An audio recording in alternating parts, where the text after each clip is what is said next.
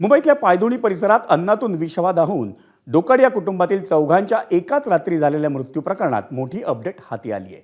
या प्रकरणातल्या चारही मृतांचे महत्त्वाचे अवयव हे हिरवट झाल्याचं प्राथमिक न्यायवैद्यक चाचणीत निष्पन्न झालंय। मृतांचा मेंदू, हृदय आणि आतडी हिरवट पडल्याची माहिती आहे। तज्ज्ञांच्या मते अन्नातून झालेल्या सामान्य विषबाधेपेक्षा ही स्थिती वेगळी आहे आणि त्यामुळेच डोकाडिया कुटुंबातल्या चौघांच्या मृत्यू प्रकरणात डॉक्टरांकडून विषबाधेची शक्यता वर्तवण्यात आली आहे। कारण एकाच वेळी असे बदल अनेक अवयवांमध्ये दिसतात, तेव्हा एखाद्या विषारी घटकाचा शरीरभर संपर्क झालेला असतो असं निरीक्षण डॉक्टरांनी नोंदवल्याचं समजलं।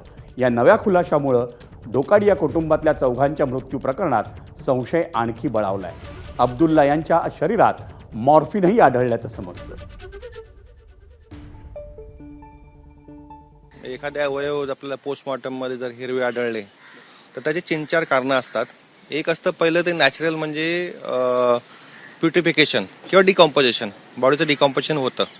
त्याच्यात सुद्धा इंटेस्टाईनमध्ये सल्फर गॅस तयार होतो। तो सल्फर गॅस हिमोग्लोबिन बरोबर अटॅच होतो आणि त्याच्यामुळे सगळ्या नसा वगैरे असतात किंवा बॉडी ऑर्गन्स असतात ते हिरवे दिसतात, पण ते जनरली 24 तासात होतं।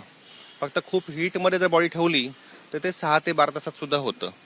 दुसरी गोष्ट आहे ती पॉयझनिंग। पॉयझनिंग 3-4 प्रकारचं असतं। एक हायड्रोजन सल्फाईड पॉयझनिंग असतं, कॉपर सल्फेट पॉयझनिंग असतं, नंतर कार्बाईड पॉयझनिंग असतं, किंवा हेवी मेटल पॉयझनिंग। अशा केसेसमध्ये सुद्धा बॉडी ऑर्गन्स ग्रीन दिसू शकतात। आणि तिसरा जो प्रकार असतो तो सुडोमोनास इन्फेक्शन।